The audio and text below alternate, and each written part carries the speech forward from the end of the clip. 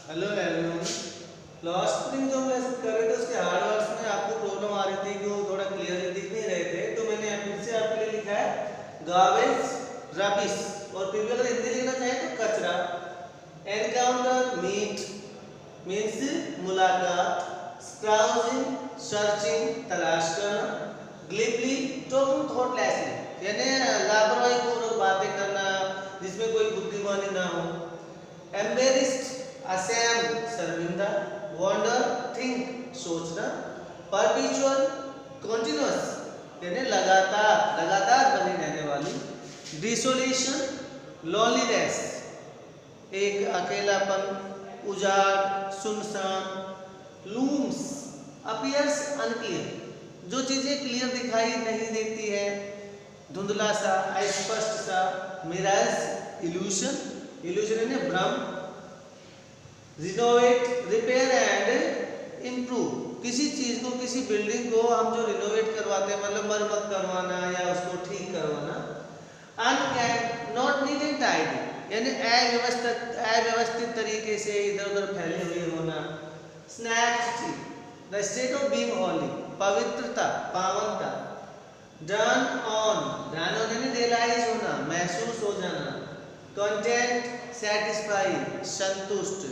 तो ये कुछ हार्ड वर्ड्स थे, इनको अपने होमवर्क के जो रजिस्टर आपने बनाया है, मैंने बोला था कि आपको एक बढ़िया एक क्वालिटी का रजिस्टर लेना है और उसमें बाइंडिंग वाला बिल्कुल नहीं होना चाहिए, नहीं तो मैं उसको अलाउ नहीं करूँगा।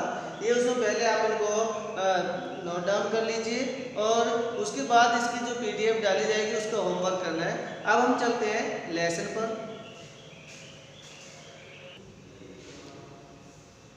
हमने लास्ट पैराग्राफ में देखा था कि यहाँ पे अनीश जंग जो है वो डिस्क्राइब करते हैं द लाइफ ऑफ रैगपिकर्स इन सीमापुरी। आगे है आई समटाइम्स फाइंड अ रूपी इवन ए 10 रुपी नोट। कहता है साहिब कहता है कि आई समटाइम्स फाइंड अ रूपी कभी कभी मुझे एक रुपया मिल जाता है, इवन ए 10 रुपी नोट और कभी कभी तो 10 रुपये का नोट मिल जाता है।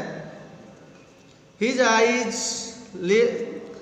आईज लाइटिंग अप उसकी आंखें जब ये बात बोलता है तो उसकी आईज जो है आंखें जो है लाइटिंग अप यानी चमक उठती हैं, उनकी आंखों में रोशनी आ जाती है।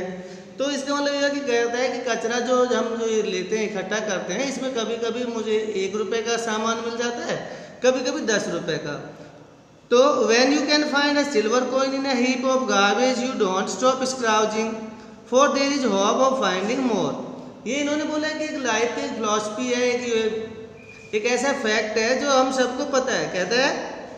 कहती है when you can find a silver coin कि जब आपको एक सिल्वर कॉइन मिल जाता है, व्हेन यानी जब, यू कैन फाइंड तुम्हें मिल जाता है या मिल सकता है। ए सिल्वर कॉइन एक चांदी का सिक्का इन अ हीप ऑफ गार्बेज कचरे के ढेर में। तो यू डोंट स्टॉप स्क्राउजिंग तो आप स्क्राउजिंग को बंद नहीं करते हो, जो ढूंढना है उसको बंद नहीं करते हो। क्यों? फॉर बिकॉज क्योंकि देयर इज होप एक उम्मीद होती है ऑफ फाइंडिंग मोर कुछ और मिल जाने की। तो इंसान को जब कुछ मिल जाता है ना तो वो अपने एफर्ट्स को बंद नहीं करता बल्कि एफर्ट्स को बढ़ा देता है इस उम्मीद में कि उसको कुछ और ज़्यादा चीज़ें मिलेंगी या ज़्यादा उसको कोई अचीवमेंट्स मिलेंगे। तो यहाँ पे कचरे की बात थी। It seems that for children garbage has a meaning different from what it means to their parents. यही वो लाइन जहाँ मैं बात कर रहा था, गार्बेज के जो मीनिंग्स हैं वो अलग अलग हैं, वहाँ के जो लोग हैं बड़े उनके लिए अलग हैं, बच्चों के लिए अलग हैं। तो यहाँ पर यही लिखा है इट सीम्स ऐसा लगता है, सीम्स यानी प्रतीत होता है लगता है, दैट फॉर चिल्ड्रन की बच्चों के लिए गार्बेज जो है वो रखता है ए मीनिंग एक अर्थ डिफरेंट जो अलग है, फ्रॉम व्हाट जो, इट मीन्स इसका मतलब है, टू देयर पेरेंट्स उनके पेरेंट्स के लिए यानी उनके माता पिता के लिए। मीन्स जो अर्थ इसका उनके माता पिता के लिए है, इनके लिए उसका अर्थ उससे अलग है। इस लाइन को अंडरलाइन कर लीजिएगा। For the children it is wrapped in wonder बच्चों के लिए तो ये रैप्ड इन वंडर है यानी अद्भुतता में लिपटी हुई कोई वस्तु है। रैप्ड लिपटी हुई, इन वंडर अद्भुतता में लिपटी हुई कोई वस्तु है। फॉर द एल्डर्स और बुजुर्गों के लिए it is a means of survival ये एक मीन्स ऑफ सर्वाइवल है यानी जीवन जीने का एक साधन है। मीन्स साधन, सोर्स स्रोत, सर्वाइवल जीवन यापन का। तो वहाँ के जो बड़े लोग हैं उनके लिए तो जीवन यापन का एक क्या है, साधन है। बच्चों के लिए क्या है, एक अद्भुत चीज़ है। One winter morning I see Saheb standing by the fenced gate of the neighbourhood club watching two young men dressed in white playing tennis.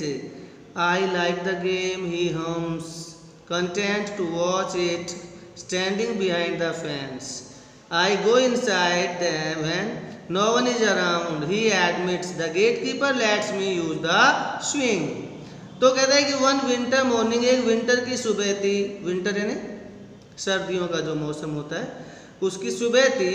I see साहेब, तो अनिशा कहती है कि मैं साहेब को देखती हूँ, स्टैंडिंग खड़ा हुआ, by the fenced gate, fenced gate के बगल में, बाय की बगल में, फेंस्ड गेट यानी वो गेट जिसको गार्ड किया जाता है, रक्षित द्वार यानी जिस पर कोई गार्ड है या जिसको सुरक्षा करने के लिए कुछ चीज़ें लगाई हुई हैं, तो ऐसा जो गेट होता है उसको फेंस्ड गेट बोलते हैं। तो उस पर खड़ा हुआ देखती हूँ, किसका गेट है, नेबरहुड क्लब, मेरे पड़ोस में एक क्लब है उसका।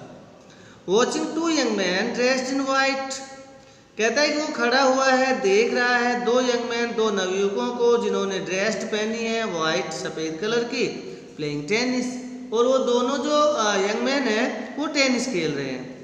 और ये लड़का जो है ये हमसे ने मन ही मन गुनगुनाता है, धीरे से बोलता है, say something in unclear and low voice, I like the game, कि मुझे ये गेम क्या है, पसंद है।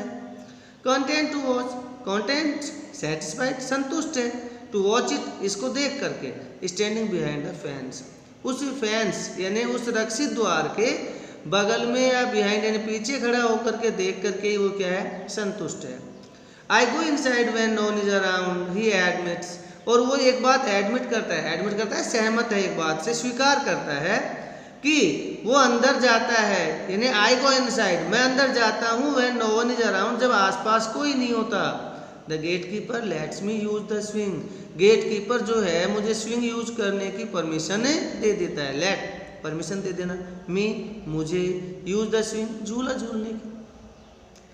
साहेब too is wearing tennis shoes, Saheb ने भी टेनिस के शूज पहने हुए हैं। That look strange over is discoloured shirt, जो कि बड़े स्ट्रेंज दिखते हैं, लुक स्ट्रेंज अजीब से लग रहे हैं, किसके ऊपर, डिस्कलर्ड शर्ट, डिस्कलर्ड जिसका कलर फेड हो गया हो, ठीक है, जिसका रंग उड़ गया हो, ऐसी शर्ट पर वो जूते जो हैं अजीब लग रहे हैं।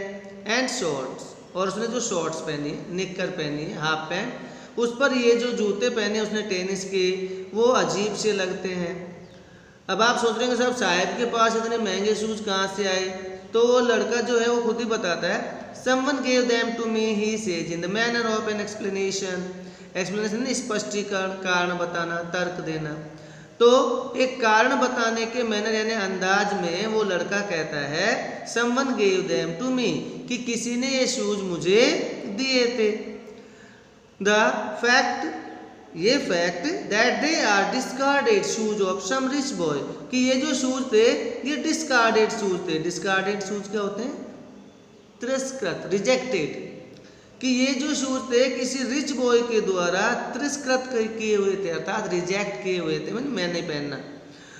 Who perhaps refuse to wear, जिसने कि शायद पहनने से मना कर दिया था, रिफ्यूज कर देना, मना कर देना, वेयर यानी पहनने से, देम यानी उनको, because of a hole in one of them, पता है क्यों, क्योंकि there was a hole in one of them, कि उन दोनों जूतों में से, one of them means one, उनमें से एक में क्या था, एक होल हो रहा था, छेद हो रहा था, इस वजह से शायद उस रिच बॉय ने उनको पहनने से मना कर दिया था।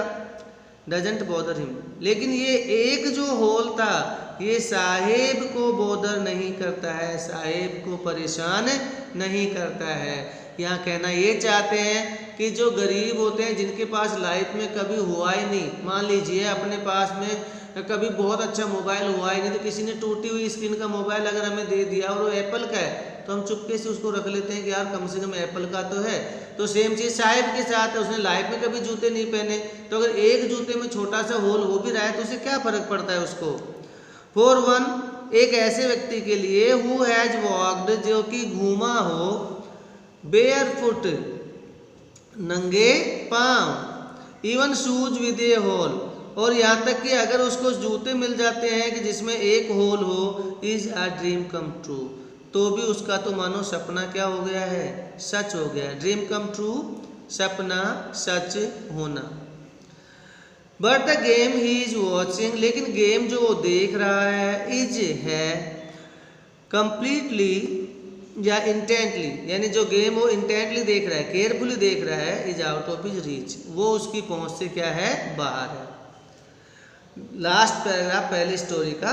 This morning Sahib is on his way, आज सुबह साहिब जो था अपने रास्ते पर था, to the milk booth, milk booth के रास्ते पर, यानी मिल्क बूथ यानी बूथ यानी सेंटर, मिल्क यानी दूध, यानी वो जगह जहाँ दूध खरीदा या बेचा जाता है, डेयरी कह लीजिए। तो जब वो मिल्क बूथ के रास्ते पर है आज सुबह, कौन, साहिब, तो in his hand is steel canister, तो अनीश जंग डिस्क्राइब कर रही है उसको कि उसके हाथ में एक स्टील का कैनिस्टर है, कैनिस्टर यानी डिब्बा है जिसमें दूध वगैरह लाते हैं। और कहती है वो कि अनीश जंग कहती है कि मुझसे साहिब कहता है कि I now work in a tea stall down the road, he says pointing in the distance, तो एक पॉइंटिंग यानी इशारा करते हुए, इन द डिस्टेंस यानी कुछ दूरी पर, तो कुछ दूरी पर इशारा करते हुए साहिब कहता है कि I now work in a tea stall, कि मैम अब मैं एक चाय की दुकान पर काम करता हूँ जो कि डाउन द रोड, जो रोड के उस तरफ है, तो एक इशारा करता है कुछ दूरी पर कि हाँ वहाँ पर है। I am paid 800 rupees and all my meals, और कहता है कि मुझे पेमेंट में क्या मिलता है कि 800 रुपये मुझे मिलते हैं और मुझे पेट भर के खाना मिलता है। माई मील्स ऑल, सारे मुझे भोजन मिलते हैं, सुबह शाम दोपहर सब खाने मुझे वहीं से मिलते हैं। Does you like the job, I ask, तो ऑथर कहती है कि मैं पूछती हूँ उस लड़के से कि क्या तुम्हें ये जॉब पसंद है, जॉब यानी काम। His face I see has lost the carefree look, तो ऑथर कहती हैं कि मैं देखती हूँ कि उसका जो फेस है हैज लॉस्ट, खो चुका है, the care free look, care free यानी निर्भीकता का, लुक यानी नज़ारा या नज़रिया, तो उसके फेस पर पहले जो निर्भीकता का नज़रिया होता था, केयर फ्री लुक होता था, अब वो नहीं है। The steel canister seems heavier than the plastic bag he would carry so lightly over his shoulder, कहते हैं कि स्टील का कैनिस्टर जो है वो सीम्स प्रतीत होता है हैवियर, ज़्यादा भारी, देन के बजाय, द प्लास्टिक बैग, उस प्लास्टिक बैग के बजाय, ही वुड कैरी जिसको ले जाया करता था, सो लाइटली बड़े आराम से, ओवर हिज शोल्डर्स अपने कंधों पर रख करके, द बैग वाज हिज, क्योंकि बैग उसका खुद का होता था इसलिए वो हल्का लगता था, और ये प्लास्टिक का जो उसके पास कैनिस्टर है ये भारी लग रहा है।